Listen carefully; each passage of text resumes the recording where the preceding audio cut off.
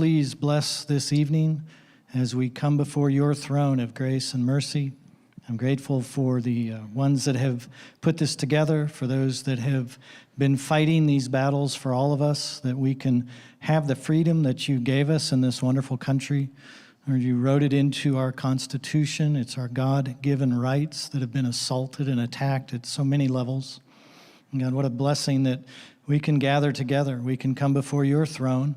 Lord, we know the battle is not against flesh and blood ultimately. It's against the spiritual wickedness. It's against the evil forces. And Lord, we know you are victorious. Show us our part, how to walk through this, how to be part of the battle in an effective way. And Lord, bless this evening and all those who are going to share, and may you receive the glory and credit. In Jesus' name, amen. Where'd she go? Oh, didn't give you enough time.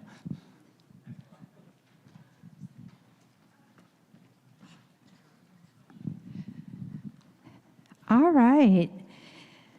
So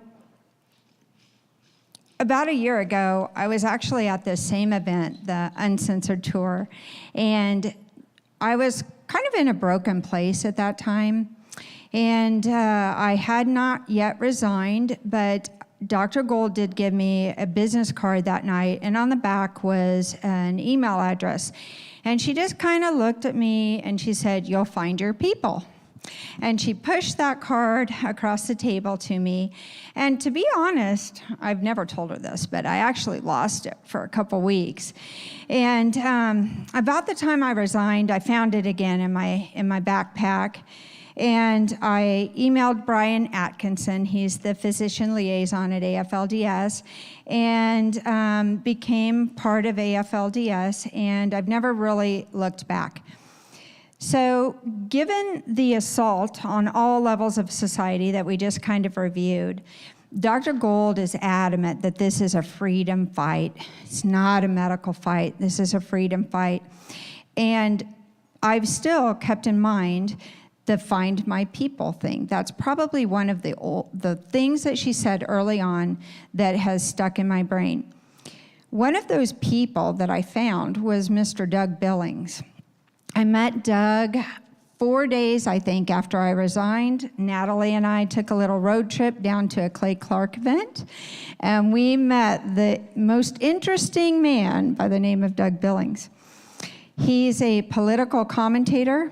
He's a television personality. He was a former human resources executive in Kansas City, Missouri, before COVID-19 struck. And when COVID-19 struck, he was furloughed, and then he went back to his roots. He is currently the podcaster of The Right Side, and it's available on many platforms. So please welcome my friend and fellow patriot, Doug Billings.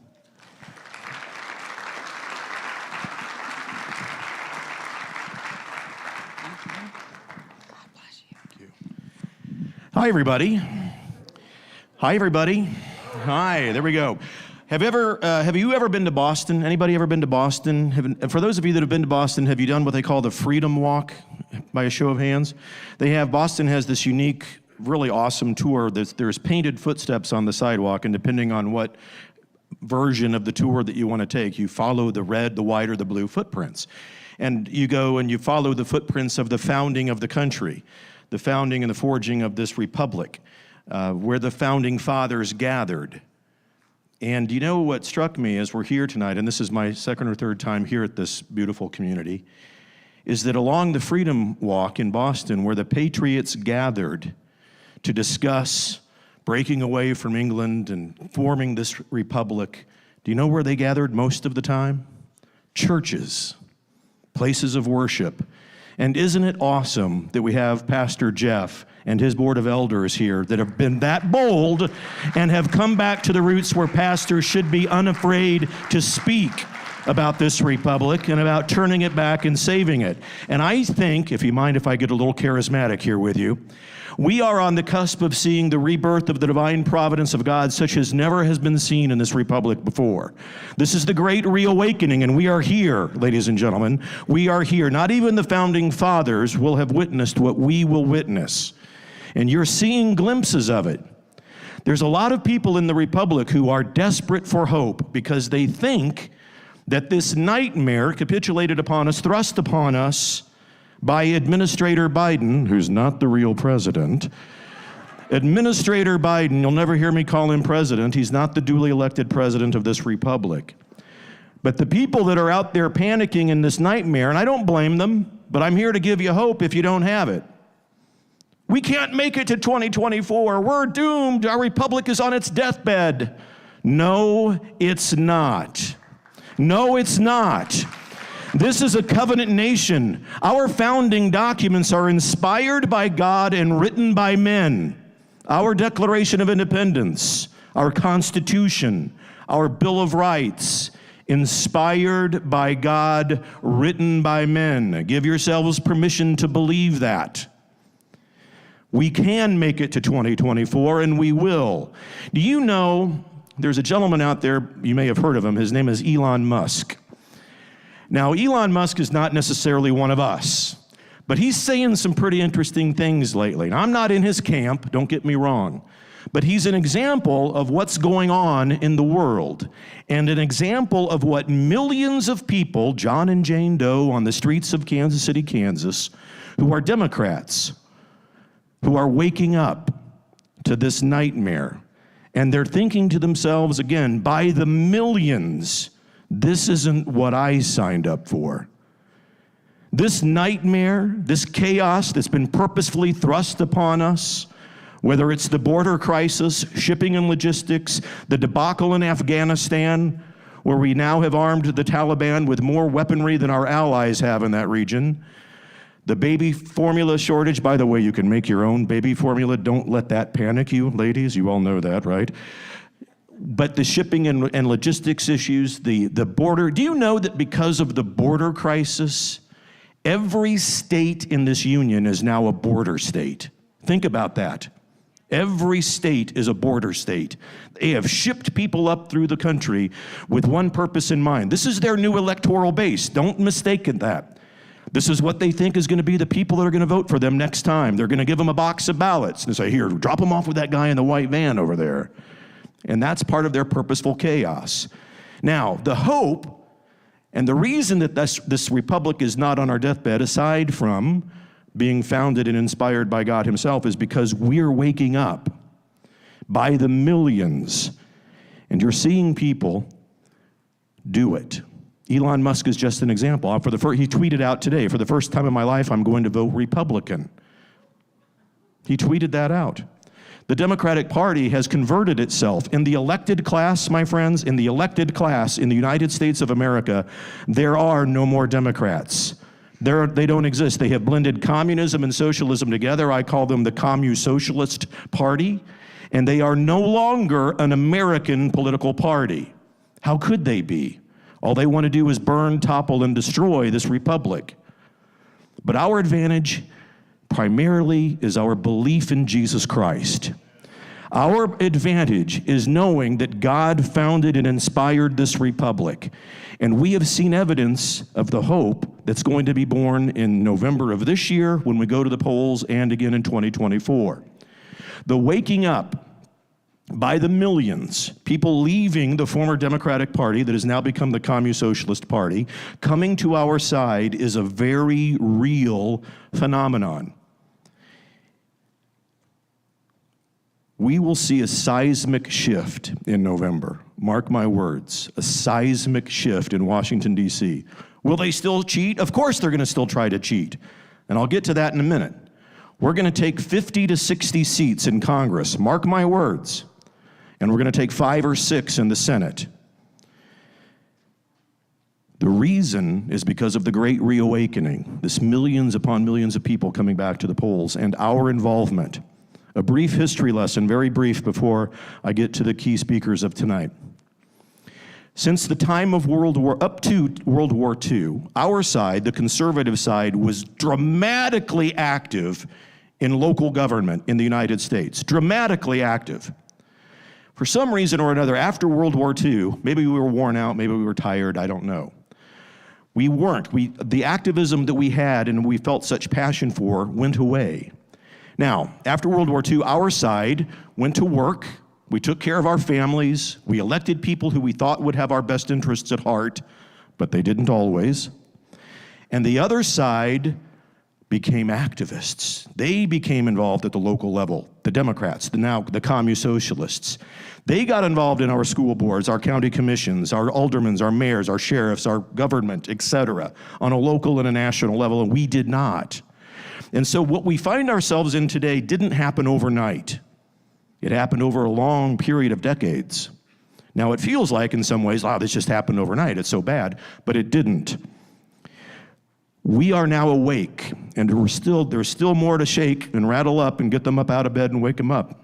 But we are now awake and we're becoming active. A few glimmers of hope. Throughout this country, people have been running for school board positions in this country, and we've been winning. Our side has been winning. We are firing woke school superintendents by the dozens. Yes, it's amen. It's okay to clap, absolutely. Amen. We have in this country, there are 14 states since last year, just since last year, 14 states that have outlawed critical race theory in their school curriculums. Amen. These are good signs, and there are victories. We had in Virginia, and I want you to pay attention to this because it has everything to do with this November and the elections in 2024. We had in Virginia last year an election of a Republican governor, a lieutenant governor, and a secretary of state. That is crucially important, and it should not be ignored, and the value of that should not be forgotten. And how did it happen in the era of the theft of an American presidential election? Because we were involved. We showed up at Virginia. Not only did we vote, that's just the basic step. We vote always. We never give up our right to vote. Don't let anybody tell you, well, I'm not going to vote if it's going to be a fraud. That person's not a patriot. And that person is not honoring God, because you know what? It just so happens that our rights are given to us from God. And when we don't participate in our rights given to us by God, we do not honor God. And we do not honor, by the way, the military men and women who have gone to the battlefield and in many cases died to protect our rights that come from God. We always vote. That's what we do as conservatives. We engage in the process that God has bestowed upon us. And that's why we won in Virginia, because we were poll watchers, we were committee men and women, we showed up, we didn't let them cheat, and we won. Now let me correct myself. They still tried to cheat, but we held them at bay. That's what's going to happen in November. The machines, yes, we'll fix them, but don't let that be an obstacle that you can't get around. We must show up, we must exercise our rights that come from God, and we cannot do otherwise. Otherwise, we will be finished. We engage. Do you know what? We have the ability as Christian men and women to see adversity, challenge, and tragedy in this life and understand that there's blessing waiting to be born in all of that. Amen. Amen. Blessing waiting to be born in this nightmare. There's blessing, and the blessing, one of them is that we're waking up. Second is that we're experiencing the greatest example of the divine providence of God that this world has ever seen. Key in on it. Churches are waking up. Pastors are waking up. I know we all want it to happen faster, but we didn't get here overnight, and we're not going to get out of this overnight. It took decades to get here. It might take a few years to get over it and get out of it. And I understand, especially when we talk about President Trump and the theft of the American presidential election. Look, when something is stolen from us, we want it back as quickly as possible. I get that. I understand. Unfortunately, the system in our republic doesn't allow for speedy justice, not all of the time. So bear down, get involved, continue to vote, continue to honor and praise God, and we will see this through. There is great hope in this republic. We are not finished. We are not on our deathbeds. A few weeks ago, I had, there's a few things in life that happen where you just can't believe that it's happening to you. One of the events in my life that happened was, and I don't know if we have the pictures or not, but we don't, but I was invited. I met Eric Trump, and Eric came on my show, and we had a chat. And Eric and I, for one reason or another, hit it off, and he said, Mar-a-Lago's having an event, my dad's gonna be down there, I'd like to introduce you. So I got to meet President Trump. And I had 30 minutes with the president, not a lot of time, but honored. I happen to think, I don't know if you agree, but I happen to think that President Trump is the best president this republic has ever had. I think that of all of the things, he has his Achilles heel, and that Achilles heel is the people that get into his inner circle that don't always give him good advice. That's another story for another day. But the one thing I think that he did, of all of his accomplishments, is that he took back the curtain of the deep state and he let us see how corrupt and deep and wide this thing is. And we know. And one parting thought, when it comes to the theft of the election and President Trump, don't be disheartened that he had to sit out this term. Don't be disheartened. I happen to think that's divine providence in action. Let me tell you why. Let's assume that President Trump won, scratch that, he did win. He did win the election, let's be clear about that, by millions upon millions of votes, the most in American history. But they stole it from him. But let's assume for a moment, let's dream a minute together. What if he was in the office? What if he was in the Oval Office this term? Do you know what would have happened? And God knew this. This is why God sat him out. They would have impeached him for a third time, and he couldn't have run for dog catcher again. So do you see the divine hand of God coming in and saying, Mr. President, I'm sorry, you're going to have to sit this one out. Thank you for revealing, and in the process of him sitting out, we're now awakened to the corruption that surrounds us. Don't you think that's the divine providence of God in action? Amen. That's the reason. There are always these kinds of reasons, and as I reflect on that, this is it's my opinion, but I think that it works for me. I think it works in general. He had to sit out to come back. And in the meeting that I had with him, of course I asked him, are you going to run again, Mr. President? Come on, Mr. President, we love you. Please tell me you're going to run again. And I can't imitate the president. I wish I could. But you know how he points his finger and does this and does the dance at the end. I wish I could. I wish I had the hair. He goes, Doug, when I asked the question, are you going to run again? I think you're going to be very happy. So that's it. I think that we glean from that what we will.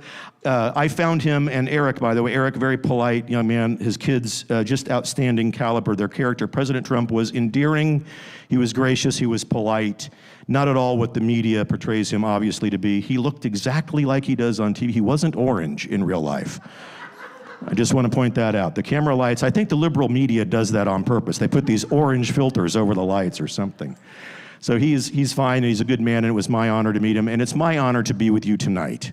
Dr. Gold and her team have been on the tip of the spear with regards to restoring medical liberty to this nation.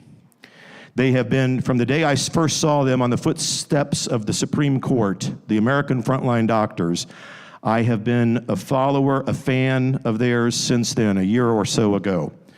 And I have the honor to introduce their creative director, a gentleman by the name of John Strand, who's a friend of mine who does incredible work for that organization. And if he's here, I would like to introduce to you John Strand, the creative director from the America Frontline Doctors Association. Is he here? I'm looking back like where they should be standing, and I don't see them. So at this point, I'll sing a little song. Who likes Elvis? You want to sing a little Elvis song? I can do Crying in the Chapel. That would be appropriate, except there's no crying in this chapel. Love Me Tender, yes. It's all right. This is one of those moments we're trained for. My astute training at being a public speaker wards off all effects of flop sweat or nervousness that might otherwise appear on the commoner when they're waiting for the speaker to appear on stage.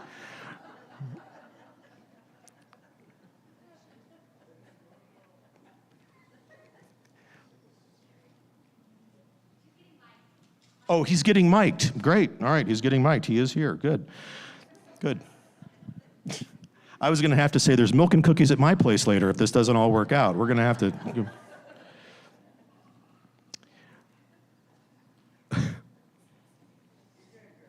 Thank you very much. No, I'm good. I'm good. John's a good guy, and he gives all the time in the world. Thank you for asking. Where can you find me? I live in Olathe, Kansas. I'm a local resident, and I have a website. Thank you. Yeah, thank you. When I supposed to be at a graduation tonight, which I have to kind of dine and dash, my son Michael's graduating from his college program tonight. You can find me at dougbillings.us. dougbillings.us is the website where all of the shows are, and so forth. And yeah, there's links over there that you can choose to support and whatnot. And thank you for asking that question. I appreciate it. We will, one thing I can tell you with regards to the, Debbie mentioned or Dana mentioned the Clay Clark tour. If you all, have any of you heard of Clay Clark and the Reawaken America tours that are going on across the country? For those of you that haven't, I would encourage you to look that up. You can live stream it on my website when they appear, but they have Clay Clark as a guy that lives in Tulsa, Oklahoma, a businessman and entrepreneur, friends with General Michael Flynn. So I was on the phone with General Michael Flynn today, and we're going through the process of the scheduling of these tours. He and I are flying tomorrow to go to Chicago to support a guy by the name of Bobby Piton, who's running for Senate, this and that and the other thing. Yeah, Bobby Piton, good guy. We need him. Illinois is the hub of commu-socialism, if you haven't guessed that by now. So look up, timetofreeamerica.com is the Clay Clark website, timetofreeamerica.com. And there's the schedule of all of the events that are coming up on that tour. General Michael Flynn, Mike Lindell, Eric Trump is on that tour. And in November, right when we bump up against the elections, President Trump will be at that last one in November. So, yeah. So make sure, and that'll be a big arena, a big stadium, and it'll be quite an event. But you can watch all of those on my website when they come out. Now, Dr. Gold has been part of that. She speaks at these. There's lots of doctors. Dr. Zelensky is a very famous doctor who speaks about. Dr. Brian Ardis, another one. They have attorneys. It's an educational thing, and that's what Patriots have done. Aside from doing what we're doing, meeting in churches and talking about our republic, we have gathered in spaces like this, and that's what you'll see at these events. Education, motivation, and inspiration to go back home and to get involved. And to tie this up with regards to what I was saying earlier, it's we the people that manage this republic. It's not the government, it's not the military, it's we the people. And we the people have awokened. And this group, America's Frontline Doctors, has helped wake up so many people. So amen for Dr. Simone Gold, amen for the American Frontline Doctors organization, and their creative director, my friend, ladies and gentlemen, please give a warm welcome to John Strand, ladies and gentlemen. John Strand.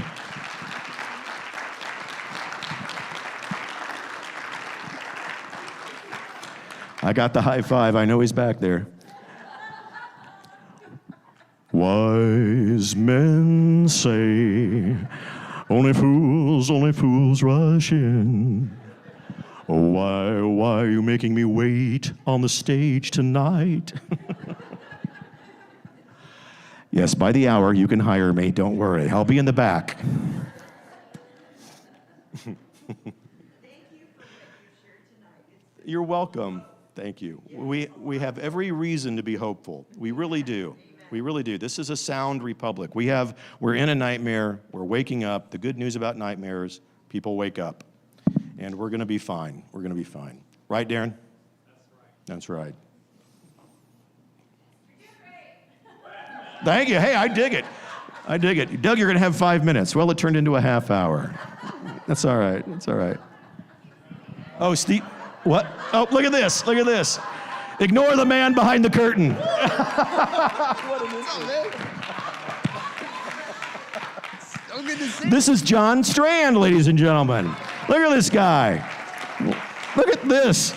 It's amazing. Oh, okay, there is. Man, good luck. Thank you so much. God bless you. God bless Doug Billings. And God bless all of you folks here. Hello, Kansas City. How are you guys? You look great. You look alive. Pretty amazing, right? The planet's still spinning. We're still standing on it. What happened to the winter of death that was supposed to vaporize everyone? Or at least everyone that refuses to believe that Brandon is a real president and that the jab is a real vaccine. right? Crazy. So my name's John Strand. I'm the creative director for America's Frontline Doctors. And man, it's I just want to thank each and every one of you guys for coming out here today. It's amazing to have you and for taking the time, exercising the courage to come and support AFLDS. And it's really critical that each one of you folks are here. But first I want to explain why I'm here, because you've got to be wondering, who's this crazy guy on stage for an organization of doctors and lawyers, right?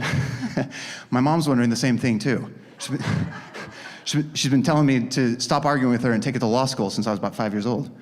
But of course, because I'm me, I had a better idea. And I had to go become a rock and roll singer and a fashion model and battle Hollywood as an actor until 2020, when the entire world collectively lost its mind. And I realized that God was calling me to a new battlefield.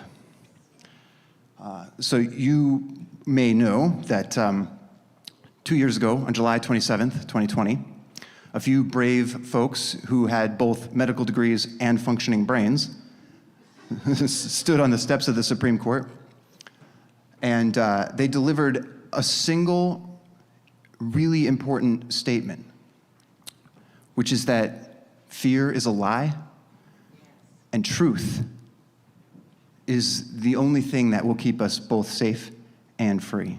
Yes, amen.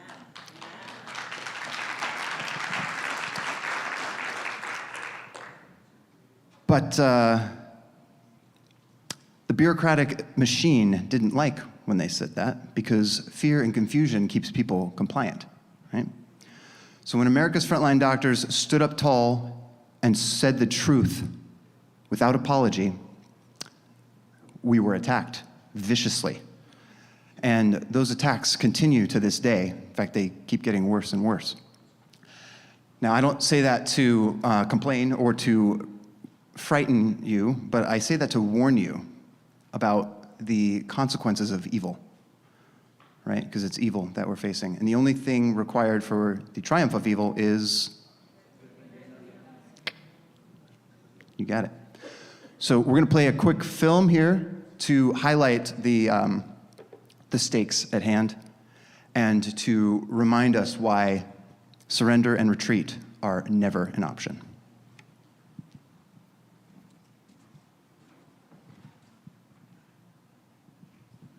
I hope.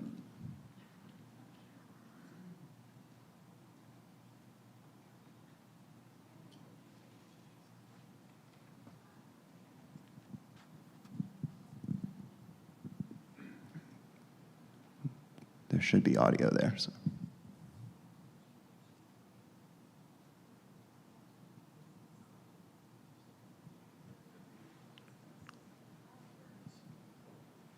See if we can rewind that.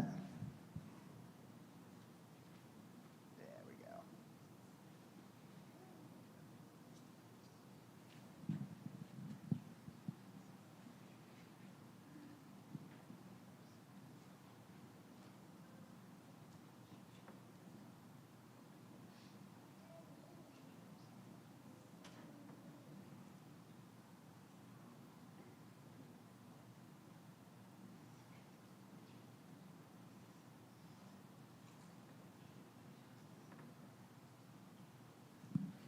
I feel like I should start singing.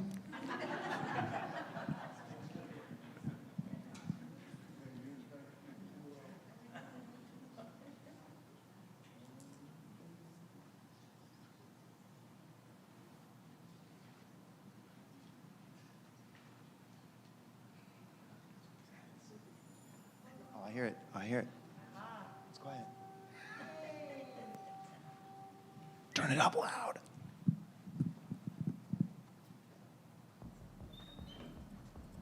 What if you were a frontline doctor trying to warn her country that we are all being lied to and that people don't have to die? What if you were censored and silenced, threatened and fired, but you refused to give up and you delivered the truth that we're all being lied to and people don't have to die? What if you were invited to the Capitol to speak to 1 million Americans and at the last moment you were silenced yet again? What if police then allowed thousands of people into the Capitol building and within that crowd you stood firm and delivered your speech so that America would know we're all being lied to, and people don't have to die? And then, what if a dozen FBI agents broke down your door, swarmed you with automatic rifles, handcuffed you, and without reading you your rights, threw you in a jail cell for 4 days without even a phone call? How then could you expose the lies? How then could you reclaim your rights? What would you do to save lives? Because we're all being lied to, and people don't have to die.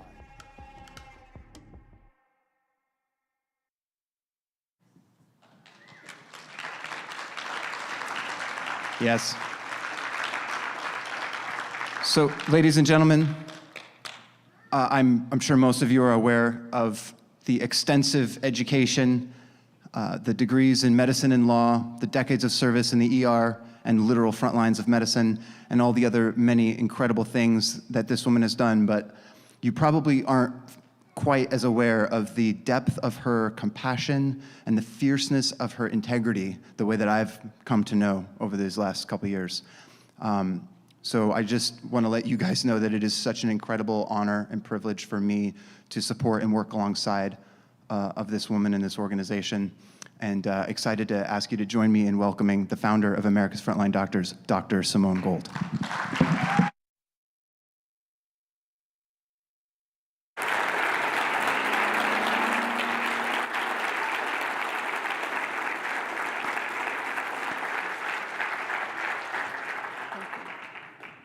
Thank you. Am I audible? Okay? Okay, good. Yes? Without an echo. First of all, I really want to thank my Kansas City people in charge here, Andrea, yes, Katie, and Dr. Dana Granberg-Nil. Thank you so much for arranging all of this, and all the volunteers who helped them, right? That's how we get it done, with volunteers. So, you know, I haven't shown that video very often. I showed it a lot more in the beginning. Is there any way to reduce the echo? Is it this mic?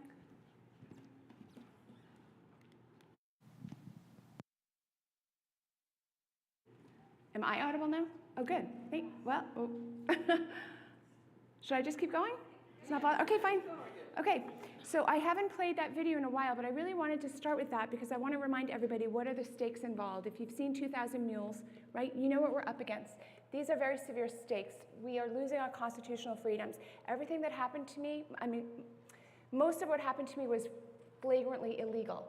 No Miranda rights, there was no due process, there was no ability to call attorneys, etc. I think we have to do something about that background.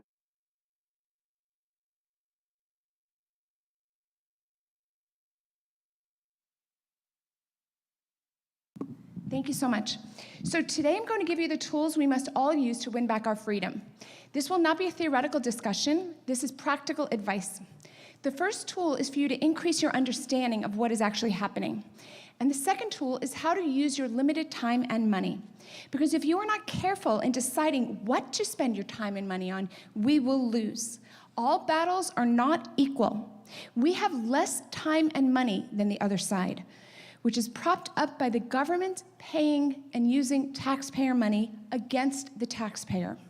When we waste time on unwinnable battles, that is fatal to our side. Although America declared our emancipation on July 4th, 1776, some of the most important battles of independence were fought after 76. The final battle that actually forced England to the negotiating table was 5 years after 1776. That was the Battle of Yorktown. That's where we are. I think we're a few years away from our final victory. I think we're at approximately the Battle of Saratoga, which was 1 year after 1777. My point being that independence, winning your freedom, is actually a process.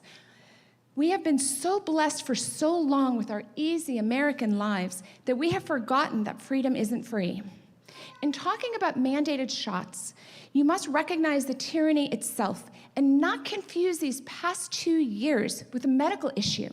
Medical tyranny was simply the fastest way to control the population, faster than religious tyranny and economic tyranny. We've actually won this specific battle, which is to not allow shot mandates to become the law of the land. AFLDS had a big part in ensuring this victory. We filed very strong lawsuits to slow the speeding train wreck of rolling out an experimental shot in the middle of a pandemic. Our goal was to slow it because the lack of safety and efficacy was going to reveal itself in time. And it has, as we've noticed. But we also tried to have judges rule on the side of the Constitution in favor of bodily integrity and human autonomy and inalienable rights. We were only modestly successful so far. And in addition, we are weaker for the fight because Americans have shown a willingness to comply not just with abject stupidity, but with gross violations of their constitutional rights. Prior to 2020, no one would have bet that Americans would have sold their birthright more cheaply than even ASOS sold his. Now both sides know that many of our compatriots will not fight for their own rights, let alone fight for yours. Did you see the headline from the CDC about 2 weeks ago advising us to treat COVID-19 like the flu? That was too little, 27 months too late. What we lived through these past 2 years should have been handled as normal daily life. I'm an ER physician. I would have been able to handle this situation, so would all of the other ER doctors and ER nurses. I wonder many times what this world would have looked like if they simply hadn't politicized this, if it even would have registered with the American people. There have been many pandemics. Every few years is a new pandemic. This was old news to me as an ER physician. We'll never know. The only silver lining is that the other side has revealed themselves. Remember this. The people who forced you to cover your face and submit your body to experimental shots, these people are just getting warmed up. These people have a false and ungodly belief that is rapidly becoming the law of the land, meaning the entire world. They believe they have the right to control other people's bodies when they feel threatened. That's an incredibly low threshold. It means people believe that their feelings trump your inalienable rights. Since the founding of our nation, there has never been a situation where the American government was empowered to steal your job, your school, your social life, your worshiping, your children, your custody. It's clear in retrospect that blaming a respiratory virus was only a pretext for Marxist thievery. As sure as I was standing before you 2 years ago on the Supreme Court steps telling you lockdowns and masks don't work, but early treatment does work, is as sure as I am telling you now that the next threat will also be through a quote-unquote public safety issue.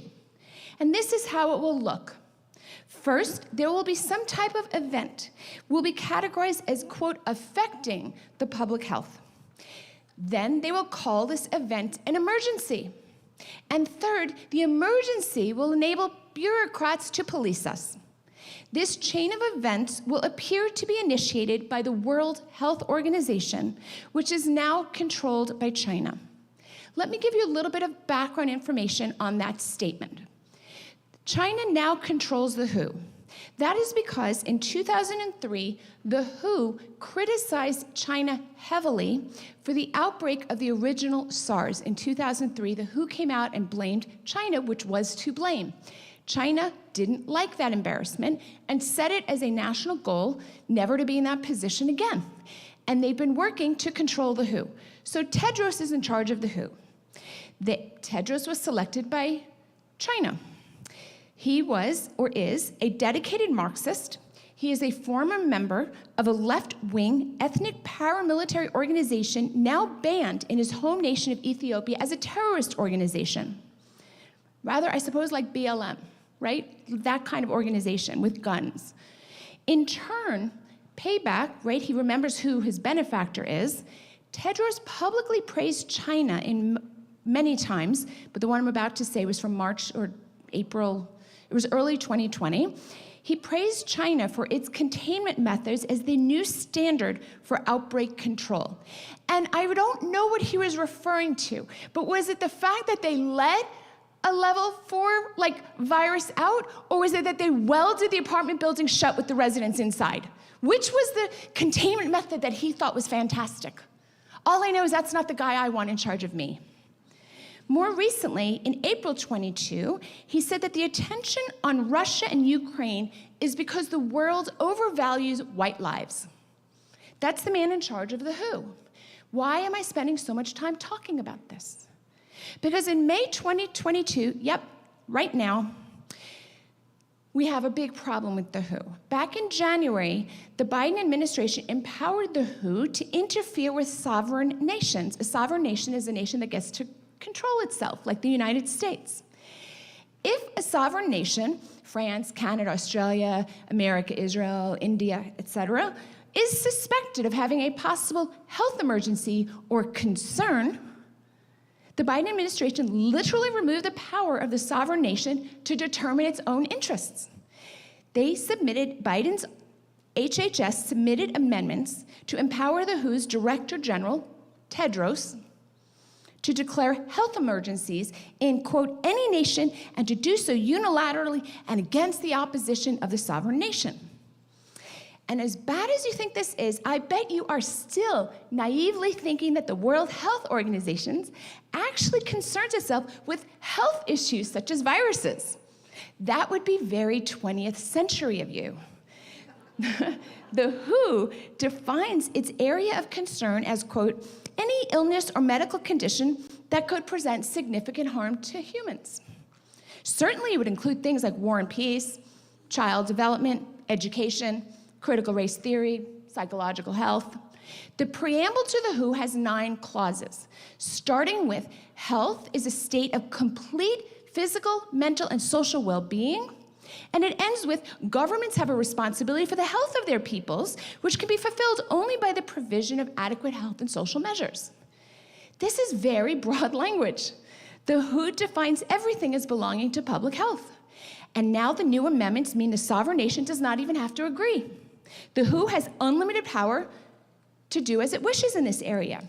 The next go-round, not even the President of the United States gets to decide about the United States. This is the international backdrop which freedom-loving Americans can no longer ignore. History has already taught us how this public health story will end. You can Google the French Revolution, the Committee on Public Safety, and the Reign of Terror. All you have to do is announce a public health crisis, and very bad things happen because the bureaucrats take charge for your own sake. President Ronald Reagan, before he was president, in 1961 said, quote, one of the traditional methods of imposing statism or socialism on a people is by way of medicine. It is very easy to disguise a medical program as a humanitarian project. This is a very old technique, and I need you to recognize it. When it comes round, you'll say, yep, I recognize it, and we'll recognize it earlier. This is also exactly what has been happening at home. I personally have been witnessing the socialist hijacking of our healthcare system for the past 30 years. I came to this realization, I think, a little more easily than my peers, because my father was a doctor, and I was very involved in his practice really all my life. So I witnessed medicine really. I've been in medicine myself 20, 25 years, but I've witnessed it. Then I would have to disclose how old I am, right? But I witnessed it, for 5 decades, let's say. In addition to healthcare socialism, which we doctors have already implemented for 20% of our economy, what you don't know is that American doctors have been actively propagandized to for years, specifically to disarm patients of guns, to believe and to teach critical race theory, and to favor the state over the family when children are involved. I've seen that all my career. The number of families who have had custody of their children threatened because a random doctor was empowered by the state with virtually no oversight of his or her accuracy is bone-chilling. Long before the last 2 years, I saw this a lot in the ER. There are certain fractures that are consistent with child abuse, but most fractures are not. But typically, the ER doctor and certainly the nurse in the ER didn't know the difference. They would see a fracture in a young person, they go, oh, is this child abuse? And I'm like, no. It's like, but if the nurse because the nurse was allowed to be reported as well. Or the doctor, wasn't me, reported it. It was taken as on faith, and then a whole investigation was opened. It was very, very imbalanced. It got much worse over the past year because of custody disputes and hospital disagreeing with families on vaccine issues. Go to aflds.org, for example, to read about baby Cyrus. There are hundreds, if not thousands, of these cases every year.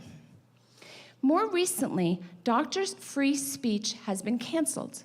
Doctors were prohibited from giving you basic medical facts during COVID. For example, obesity was the biggest risk factor. Having an elevated blood glucose was a very important risk factor, especially, predictive of you doing badly. That's what we doctors should have been talking to you about. Right now, California is trying to literally make doctors' free speech illegal as a matter of law. House Bill 2098 is currently in the California State House. It is expected to pass. It says doctors can't talk freely. Then it goes to the Senate. I'm a lawyer. It's flagrantly unconstitutional. I have to believe that even if it passes their House and their state, it won't survive a judicial challenge, but who knows? Who knows anymore? Due to their training, education, and intellect, ethical physicians have at least the potential to challenge the propaganda of public safety issues. Because our government has handed our sovereign power over these issues to the WHO, because our own physicians have been complicit, because many Americans have shown a willingness to comply with stupidity and gross violations of their constitutional rights, in many ways we are weaker as we go into the next battle. But I don't want you to be depressed, because the good news is now we're awake. Yes. I used to read those journal articles wondering why they're trying to tell me to talk to my patients about guns, and I didn't put two and two together. I just thought it was nonsense. I didn't realize how insidious it was. So, I too was a little part of the problem. America has been known throughout our history as the sleeping giant. We are fearsome when finally roused. We were very slow to get into right? We were very slow, for example, to get into World War II. But when we make up our minds to do something, we can do anything. People become awakened when they learn the truth. Tyrants need to convince people that they need an overlord. That's why there's so much propaganda, a hyper-reliance on experts. It's to train you to think that you need someone else to think for you. But as Thomas Jefferson observed, a nation cannot be both ignorant and free. The enemy of the Marxists is an informed populace. So it is my job to show you what is happening and what you can do about it, because there is a way forward. America's Frontline Doctors keeps you informed. We have a news division, we have Frontline Flash, we have a legal division, we have a lot of creative video efforts, we have our Citizen Corps, etc. I'd like to just share with you some of these resources that are available to all of you.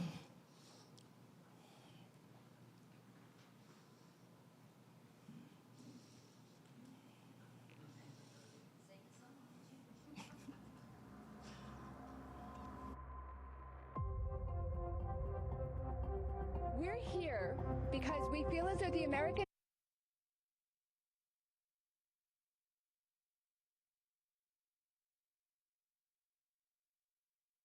people have not heard from all the expertise that's out there all across our country. Americans are riveted and captured by fear at the moment. We need to not act out of fear. We need to act out of science. We need to get it done.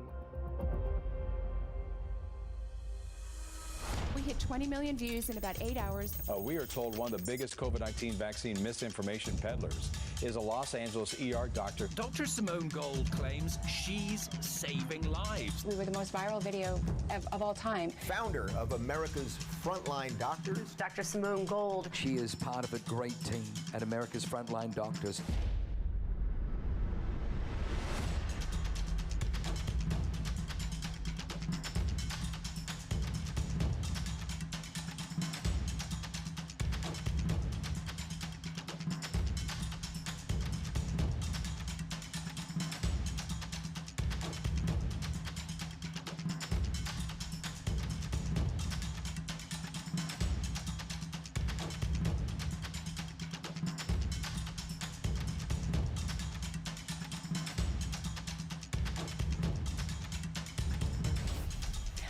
am not here to wake up the sheep. I am here to wake up the other lions.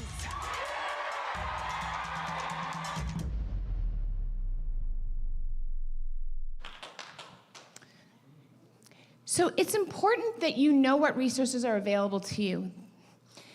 So I think all of it's good, but we have so many videos and we have frontline news. Really, if you're the kind of person who likes to absorb the news, I used to be such a person, not anymore, but if that's you, frontline news I truly think is best in business. The reporting is exceptional and you should check it literally every day.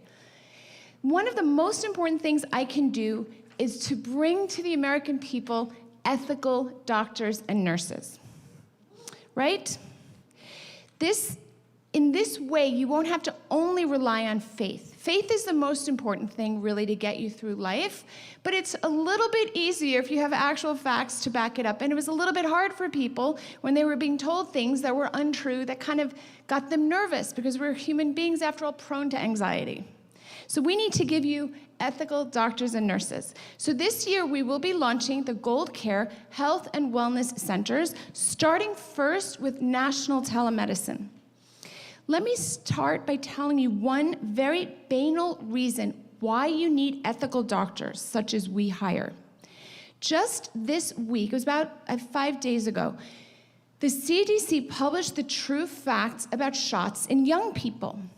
A young person who took the shot is more likely to get COVID. Isn't that hysterical? Like, you can't make this stuff up. We had suspected that was the case, and for this and for so many other really more important reasons, right out of the gate, the first lawsuit we filed in May 2021 was to stop the shots for young people. So first of all, you have propaganda from the government, and either propaganda or lying from the doctor to the patient, because there are a ton, the overwhelming majority of pediatricians are telling their patients to get the shots. There's many reasons for it, by the way. They're financially incentivized, they're employees that kind of trained to follow the herd. But how does that help you as a parent? That's what your doctor's telling you. In many ways, related to this article, then JAMA published information about this exact same finding. And this is the real problem. This article in JAMA discusses the shots in that same young group. Let me read you some quotes that concern me. In the article, they conclude that, quote, amongst children and adolescents, estimated vaccine efficacy for 2 doses of Pfizer was modest and decreased rapidly. Okay, we know that, right? We know they don't work. Big deal, right? In the same article, here's the shocking, sad, tragic, scary, and frightening part. And I say this with all the force of my having worked in hospitals for 25 years. While the researchers correctly observed and calculated that the shots don't work, they lose effectiveness almost immediately, everything that followed was disastrous.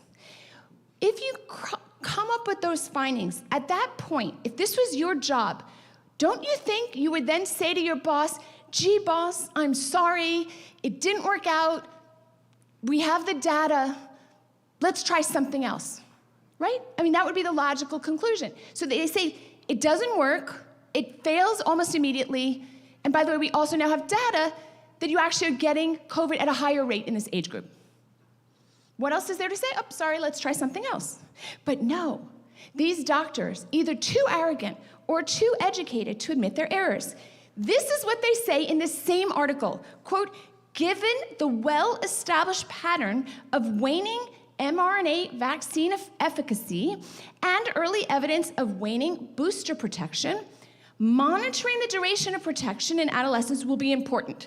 That's part one of what they said. So they're saying, hey, we know they don't work, so what we need to do is test and check and be neurotic and check and make sure, and da-da. That was the conclusion one. Conclusion two was that the findings, quote, support efforts to increase vaccination coverage in children and adolescents. As painful as this is for you, it's so painful for me and for Dana and for Katie and Andrea. Like, when did this happen to doctors and nurses? This didn't happen in the past. Doctors, educated, the elite, overwhelmingly are the problem. They seem to have either lost their minds or their humility. The first time I spoke publicly in a church, I said this is a spiritual battle. It's become even more obvious since I said it. This is not normal for doctors and scientists to become deaf, dumb, and blind to reality. It's just not normal. Notice that it's not normal. So people are going to need a new way forward. So we bring you, with my dear friends and colleagues, Gold Care, goldcare.com. Let me share this with you.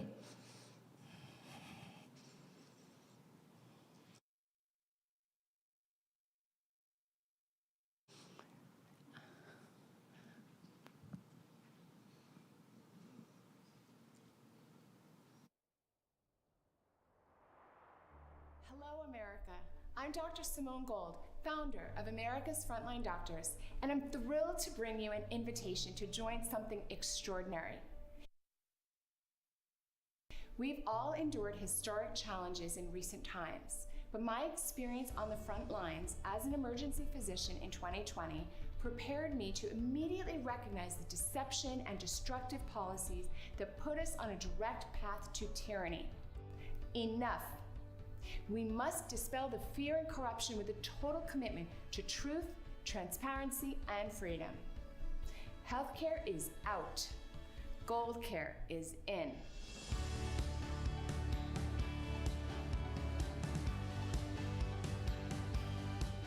I'm Dr. Dana Granberg-Mill. Hi, I'm Dr. Dan Stock. Hi, I'm Christy Morrell. Hi, I'm Dr. Chase Bradford. Hi, I'm Dr. Jana Schmidt. Hi, I'm Katie Stevens. Our team is reinventing what it means to provide medical care in an environment of trust. Gold Care Health and Wellness operates unlike any medical provider you've previously experienced.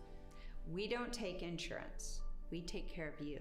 Gold Care is designed to remove financial incentives that might keep you on an illness track. We provide this through a private membership association. This team protects both patients and doctors from the corruption that is rampant in the current system. If you want the absolute best care for yourself and your loved ones, and if you share our commitment to the fundamental values of integrity and liberty, joy and compassion, then we encourage you to join us.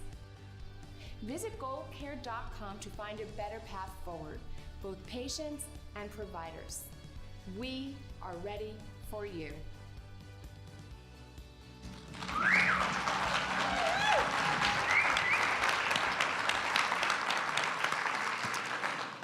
You know, it's very important as a baseline just to have a doctor, nurses that you trust, right?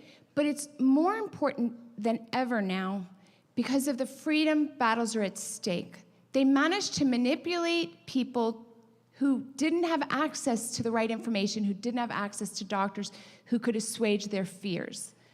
There has to be a system outside the government system. That's what this is. So if you go to goldcare.com, you put yourself on the waiting list and we will alert you when we're opening. Again, we're starting with national telemedicine so we can get the most coverage for the most people as quickly as possible. It's a small enough group that I'll just talk a couple of details. So it will be rolled out in phases. National telemedicine first. Second, we will partner with individual clinicians on the ground who are on our side. And third, we don't have anything done yet, but the intention is to have regional centers really within several hours' drive of where you live.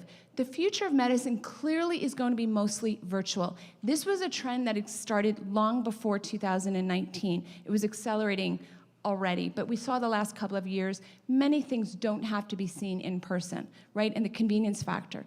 So telemedicine is going to be really big, but sometimes you do have to actually go see the doctor, right? So we do need to have centers. Many of you probably some of you just sitting here won't even step foot into a hospital. And by the way, I'm not so sure I would. Like, you'd have to have like a near fatal car wreck for me to go into a hospital these days.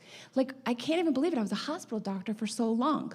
But we need something outside the system. And it turns out that it can be done. You have been sold a belief system that medical care is too expensive for you to afford. It's actually not true most of the time. And we're going to show you a way forward. So that's Gold Care. Understand that this is the way to save your life. Sometimes people ask me, that's why I put so prominently that we don't take insurance, because I'm frustrated when people ask me if we'll take insurance. We have been fed, it's like, do this, right? And then we get to control you. So we have to sever that. We're gonna help you sever that. We're gonna show you how.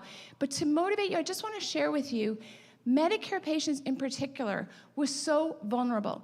A Medicare patient who went into the hospital with COVID didn't know this, but the hospital was financially incentivized to do treatment on you that was bad. Oh my gosh. If you went on remdesivir and you didn't go on ivermectin, was what triggered the financial bonus for the hospitals. You know, as bad as it was that they're pushing a drug that's bad, like remdesivir, what reveals how evil it was is when they said, we won't give you ivermectin, and if you're on ivermectin, we're gonna do everything to stop it. That's very odd, right? Okay, so Gilead, money, remdesivir, we're sort of used to that sort of unethical behavior happens every day in this world. But why in the world did they say that if you were on ivermectin, the extra money would be canceled? That's we're done. So I'm just gonna go back to America's Frontline Doctors for a moment. America's Frontline Doctors also has a Citizen Corps. Citizen Corps is where you learn to fight effectively in your own neighborhood, in your own life. We put you in touch with your like-minded neighbors, like people who are sitting here. This is invaluable when you have to go to a school board meeting or a city council meeting. Local leaders are determining the amount of freedom you have in your daily life. I know this very well because I moved from California to Florida, and my personal daily experience is completely different. And I just came from Chicago, and it was better than last year, but it was still, in my opinion, terrible. Okay? It's just terrible. So local leadership is incredibly important, and you actually can have a tremendous impact. Dr. Granberg-Nill has been a fierce warrior for that, but it would be great if she had 10 people to go with her. How can she find such people? It's with Citizen Corps.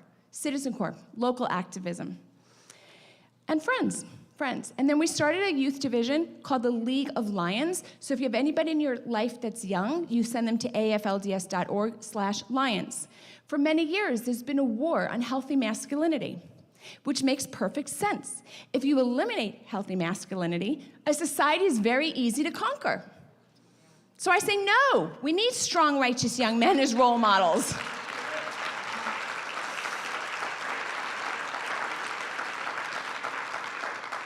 And they need friends, and they need encouragement, and they need to know that they're not alone. I've met several of them, and I keep putting them together, and that's how the League of Lions was born. So it's aflds.org/lions. So in closing, I urge you to do the following things. Please become a subscriber to americasfrontlinedoctors.org or aflds.org. We are a nonprofit, and joining is free, and all the content is free, but of course we need paid monthly members to continue to be effective. We are your freedom fighters.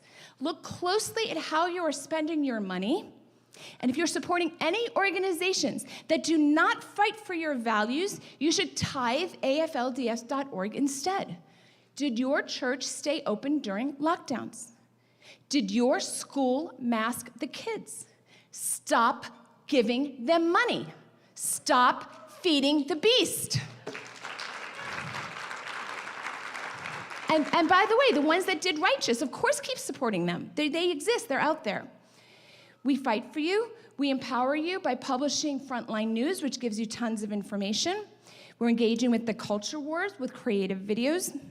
So please consider joining us. You can text, I always forget to say this, you can text donate to 80990, 80990.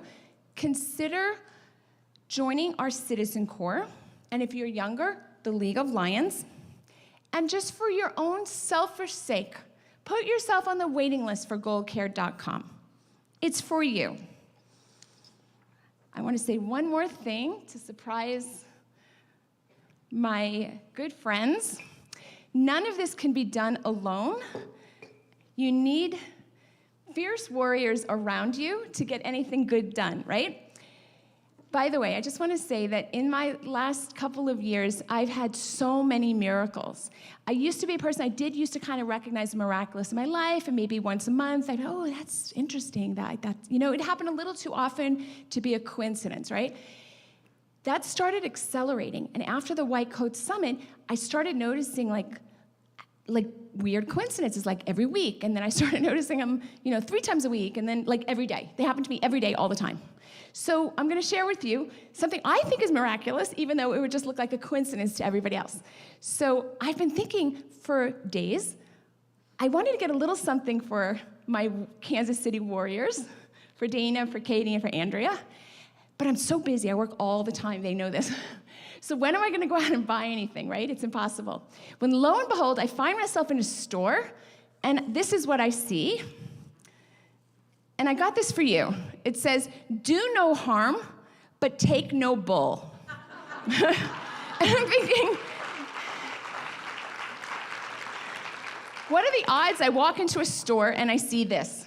Do no harm and take no bull. Is that us? That's us. That's us. So I've got them for you. Anyway, last, I'm wrapping up, but I'm happy to take a couple of questions, or would I put you on the spot? Dana, you want to join me, or no? Okay. I'm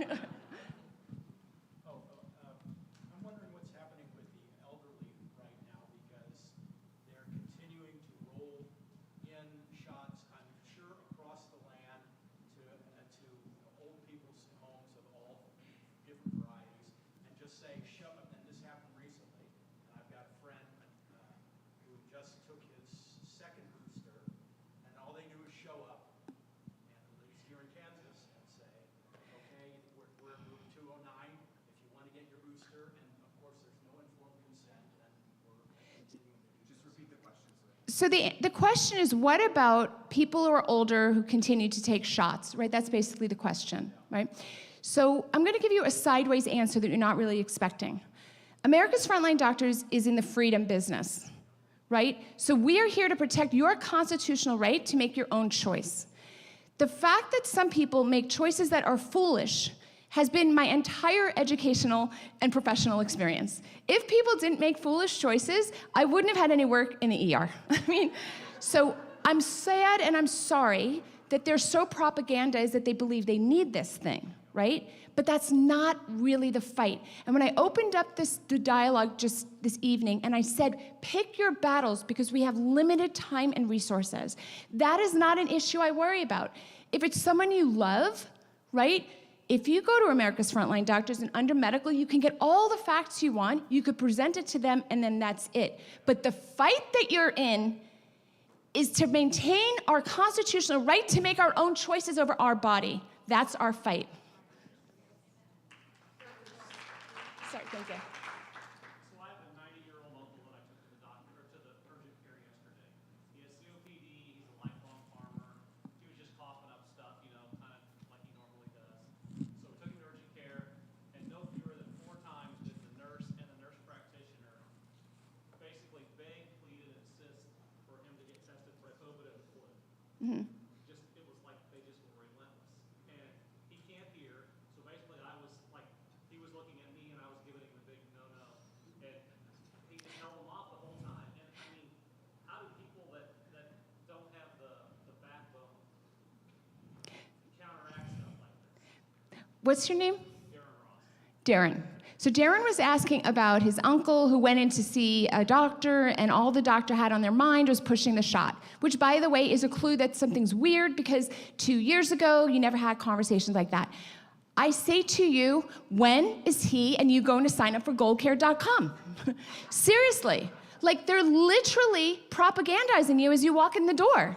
Like, that's literally why we're building this, is because what you're being told is untrue and to your detriment. And I want to share with you, I don't speculate officially about motives, right? Because who knows what drives people. But one of the people that Biden elevated when he first went to the Oval Office was a brother Emmanuel, and I think it's Zeke Emmanuel, right? So some of you may know that about 8 years ago or something, he wrote an article basically saying that you should chuck it in when you're 75, life is not worth living, and society should not spend any money on you. And he completely defends it, completely on a quality of life issue. He completely believe that it's okay to like let them die. Like, I don't want to be subtle about this. You can't go to those doctors. But right now there hasn't been an alternative. And we hope to build a big alternative. Thank you.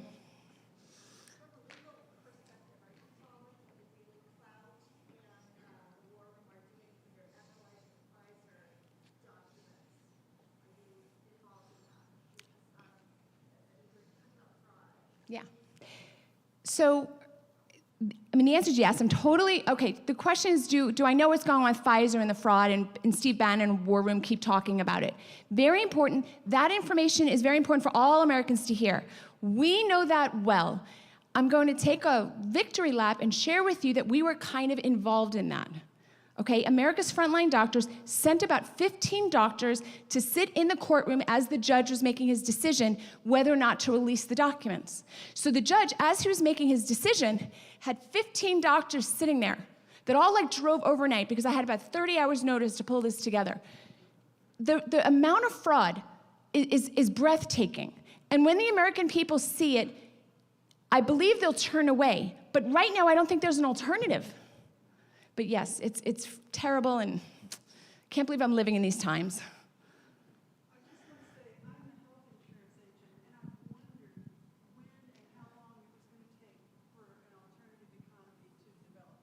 Oh, interesting. Good. Yeah.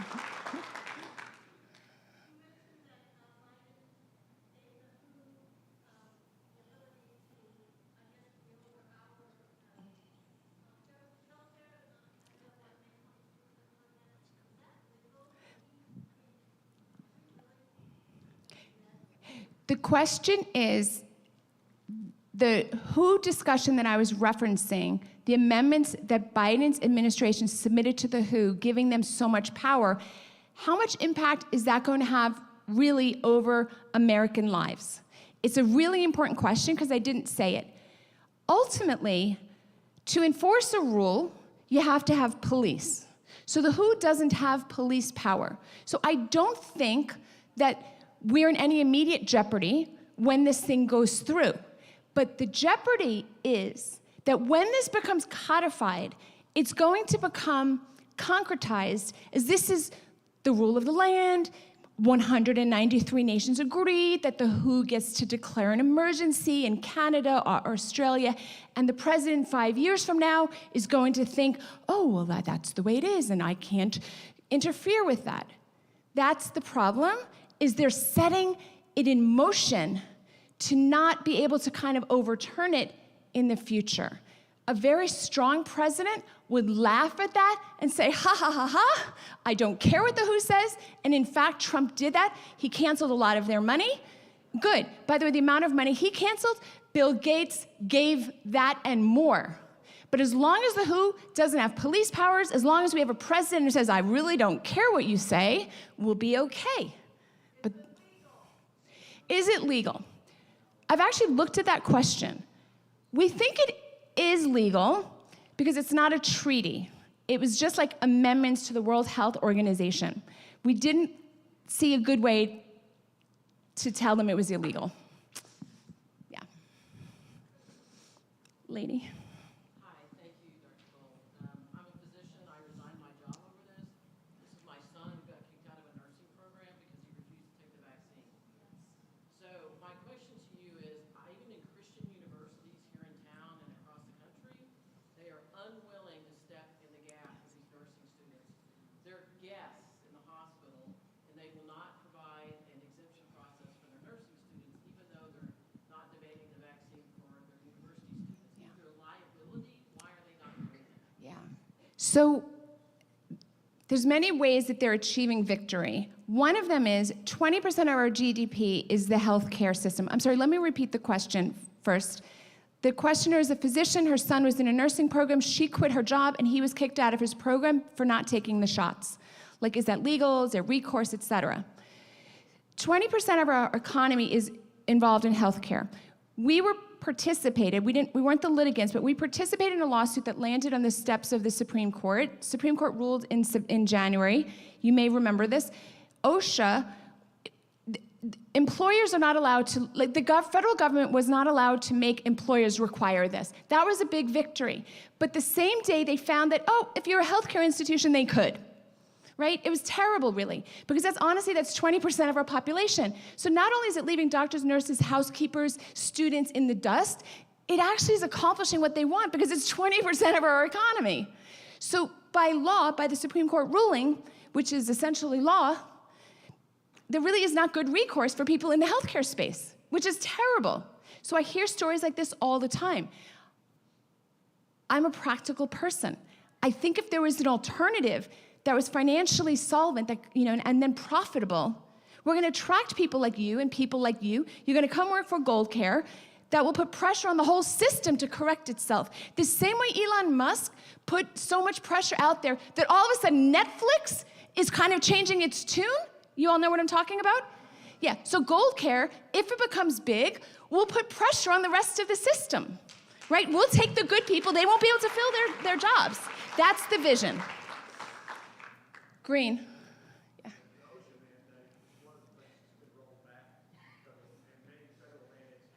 Yeah. I know.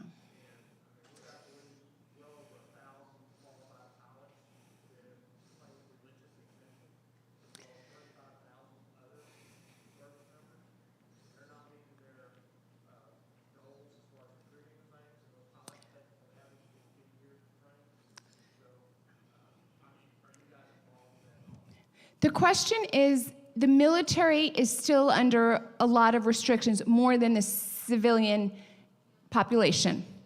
It's really hard. Certain populations are under additional rules, military being the biggest example. Healthcare workers are under additional rules. Even if they don't see patients, the judges kind of lump them all together. It's so evil what they're doing to the military that I think it has to be on purpose to weaken our military. Like the strongest, those who think for themselves, we'll just get rid of those people, right? And of course, it's very expensive to train these people. We were involved. We had one lawsuit against the Department of Defense. It's hard, we didn't win, we didn't lose. I will tell you what I learned in the last year of litigation is that the judges are weak. I don't want to say corrupt, I don't actually believe that, but they're weak. They believe that these issues should all be adjudicated by the executive branch. If the executive branch wasn't corrupt, that would be correct. But I believe the judges need to recognize when the executive branch has been corrupted, and they seem very unwilling to entertain that possibility. I do not see a good solution for the military. It's been tragic.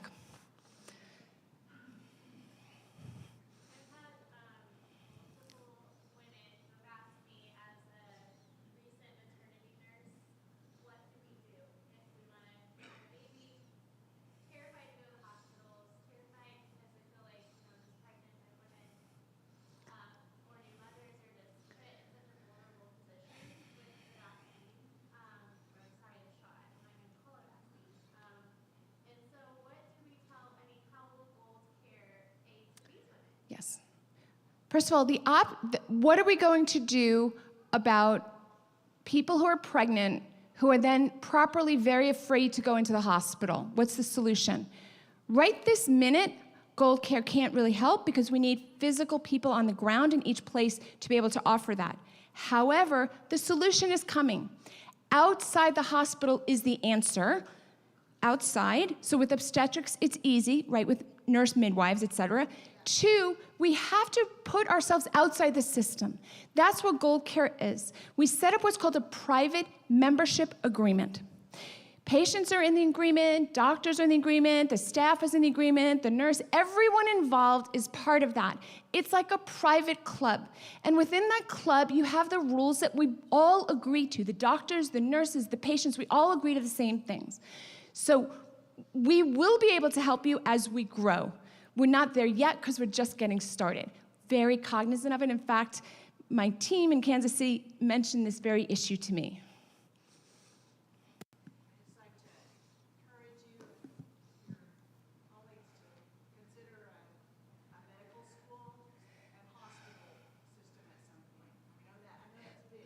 So Okay, so I think Ivanka Trump once said about her dad, that her dad said to her, if you're going to think, you might as well think big. So everything is on the table, but we have to start somewhere. We will never be a hospital unless we get a governor to grant all kinds of exemptions for us, which is possible. I don't have it now, but right now you cannot work your way through a hospital system. It's totally impossible. The good news is almost nothing needs the hospital. And I say that as an ER doctor who took care of hospitalized patients all the time. So we can help almost everybody outside the system, and who knows what the future holds for how big we can be. It really depends upon people like you. Are you going to be willing to get uncomfortable? I'm a little nervous that the people who get Medicare aren't going to come in. They go, oh, I've got Medicare, right? Because they don't understand. So I think our big target audience are really working age people who get it, et cetera. We're going to help you. We're going to show you how to not pay so much in insurance premiums. But people, you are going to have to talk to other people and say, you know, the system is the problem. And then if we get big, then we can build a new system.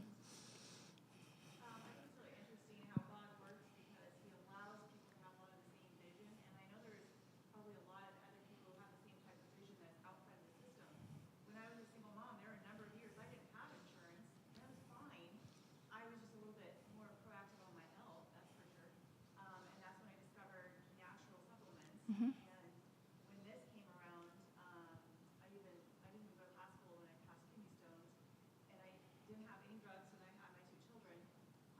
But I can appreciate all this, and it's interesting because God's laid on my heart along with other people I know, in fact, some naturopathic doctors in this area that I know, that are presenting ways to get out of pain without going to the hospital, without having to pay high insurance fees plus doctors. So I was just going to say, I think a lot of people might have this. They're on board with you and they want to know how they can be part of that. So our questioner commenter was saying that there's a lot of people who are independently reaching the same conclusion, which is that the system is not really serving them in terms of making them well, making them better, or getting them off medications, for example. And there are doctors that are going to try to help you get off that. One of our goals at Gold Care, quite frankly, is to de-prescribe. We're doing something really unusual. I realize I hadn't mentioned it. We put together very traditional doctors, of which I count myself, very traditionally trained, with functional doctors, with dietitians, with naturopaths, and our goal is to get you actually well, get you off meds, find natural alternatives whenever necessary, and we'll advise medications when it's necessary. We're not going to throw the baby out with the bathwater, but we're going to walk this middle road with no particular prejudice or bias towards illness.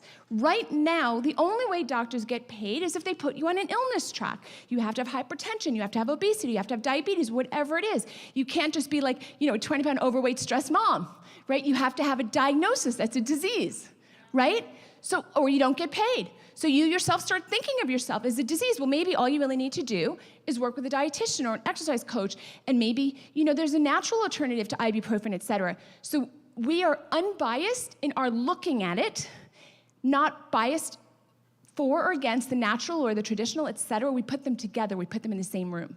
So it's actually so exciting. Yeah.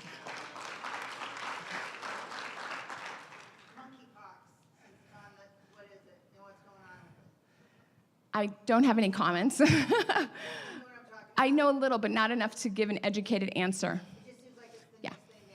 There's always going to be the next thing. I'm telling you, the best thing you can do is not watch the news. Yeah, I have it like an old joke, like why is COVID so rare among the Amish? Because they don't have television. You know, whoever was. Is it known how long the transmission or shedding is happening for an undocumented person? I'm going to give you facts, and then you can make your own decision. It is a fact that the pharmaceutical companies are working on vaccines amongst animals that would self-transmit. I think they're called self-inoculate. I forget what the name is called, but it's an area of research because it's very advantageous if you could give a shot to one animal and then he spreads it himself. You don't have to give shots to all of them. So that is an area of research. It's also true that I think it was Pfizer, might have been both Pfizer and Moderna, they actually wrote, I forgot, I think it was like page 67 of their application, that during the trial, that if a pregnant if a person took the vaccine in the trial and they got exposed to a pregnant person, that was considered an exposure during pregnancy. And the exposure only had to be like near the person, which meant that Pfizer knew that there's some kind of transmission, like they actually wrote it in the paperwork. Those are two factual statements that I know. I guess the thing that I know for sure is that there were vaginal menstrual irregularities all over the world. So like there's clearly like kind of something. Having said all that, I would not worry about this. I would put this like 38 on my list of things to worry about. First of all, it's a thing out there. You can't control it, can't do anything. And also, our bodies really have an amazing ability to heal. So I wouldn't even think about it.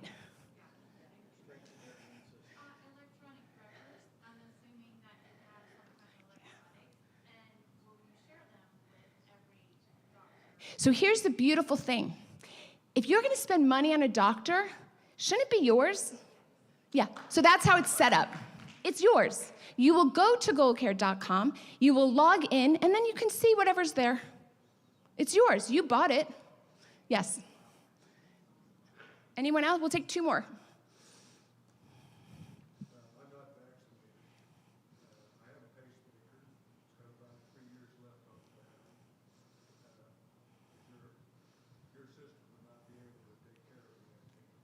That's 3 years from now. Look what I did in a year and a half.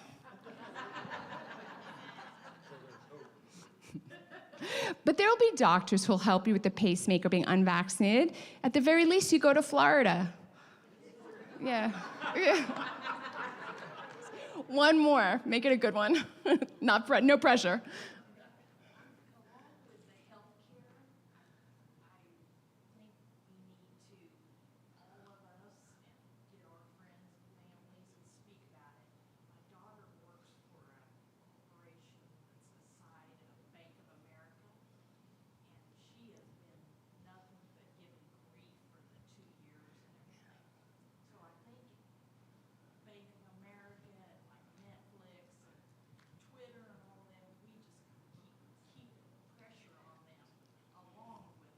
Right. So the point being made that we have to keep pressure on the other side because they've really tortured average Joes who just want to go to work and do their job and get a paycheck, right?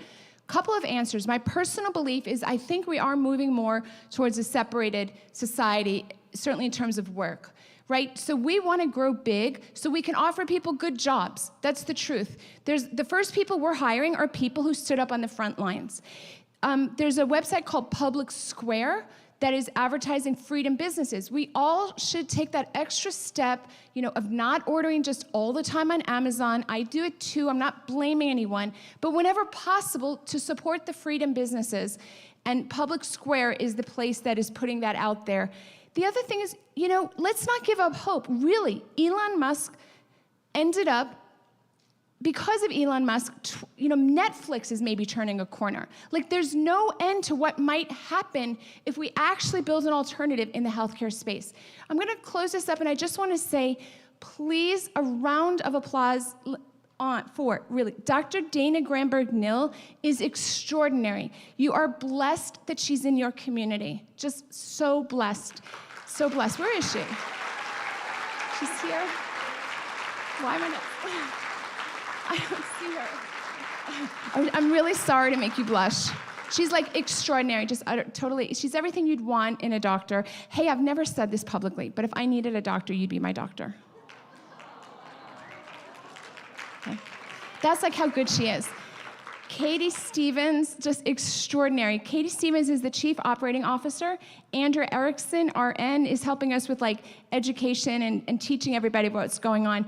I love coming to the Heartland. I love coming to the Heartland. The coasts are a little bit crazy, okay? So thank you for your warm, warm hospitality, and I guess God bless.